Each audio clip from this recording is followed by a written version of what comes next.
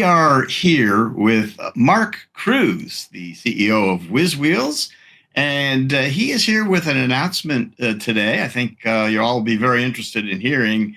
It has to do with the status of CycleCon this year, 2025.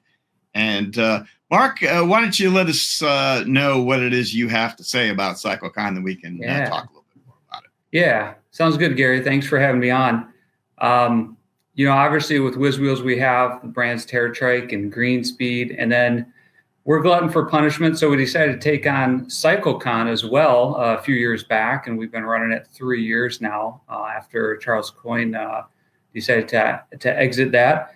And we picked it up for two reasons, and I think we've accomplished those reasons. One is we wanted to raise the tide for everybody in the industry. We wanted to bring all the ships up and promote our industry. And I think we've established more of that, getting more brands, I'll say mainstream cycling brands to the venue, which has been great. And then the other thing is we wanted to improve communication amongst the brands that are in our recumbent industry. And I think that has improved as well, getting to know the other leaders of the brands and have good conversations with them has been awesome. Putting on the show, as anybody can realize, is probably a good effort. I don't want to say it's crazy in the amount of effort that goes into it, but it does require a certain level of focus. And we've struggled with that here as a company, having two brands and then CycleCon as a show. So really, in order to make CycleCon go on and be what it really needs to be for us, for the customers, for the dealers, and the exhibitors, we need to kind of up that game more for CycleCon to really get it there. And as we've wrung our hands over this for the past, since the last show and before that even, of what do we really need to be doing with CycleCon and where do we go with it, we decided that to do what we need to do with it and where it needs to go, we need to pause for a year here. So 2025, there will be no CycleCon, and we're going to plan on bringing it back in 2026. But this gives us more timeline to work with. We've been kind of chasing our tail ever since we picked it up from Charles Coyne just a few months before the first time we had it. And trying to play catch up has been troublesome, for us to manage and really grow it the way we want it to be grown.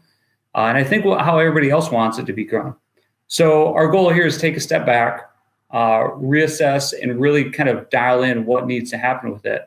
And really the important piece of this is we're looking for the right fit on our team and or someone to partner with to help us that can put that effort in beyond just pulling from the current team we have here at Wizwheelz. So hopefully that gives you a gist of what we want to do, what we're hopeful to do. We are still super excited about CycleCon. We think our industry needs that to bring dealers in and expose them to what we have to offer. And really, in our mind, more importantly, to get even more consumers engaged into it. So they're going into the dealers and asking for recumbents.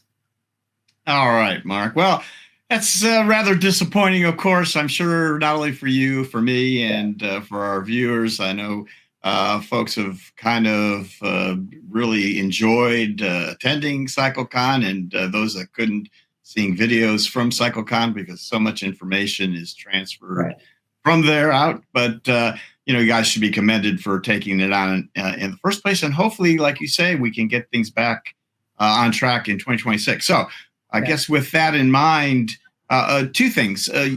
You mentioned that maybe a partner of some sort may be useful to you. How can anyone or a company that wants to help out in this regard contact you to find out more about that? Yeah, if anybody is interested in reaching out to us, you can use 411@cycle-con.com. Yep. Good. That's good. And then I guess for the rest of us who want to kind of stay in touch with what's happening with the future CycleCons after 2025, will the website still be up? And is that a place to maybe find out more about it? Yep. We'll have the cycle-con.com website still live and active. We'll be posting updates on that as we get them. And of course, Gary, we've got you. You'll be the first to know as well. And I want to reiterate, this isn't meaning that CycleCon is dead. It's very much alive and needs to be alive, I believe, for our industry. But I think it needs to be more, and it needs to be bigger and better ultimately. And we want to get it there. So, yeah, if anybody is interested in how they can help, chime in. But ultimately, we want to push this forward still.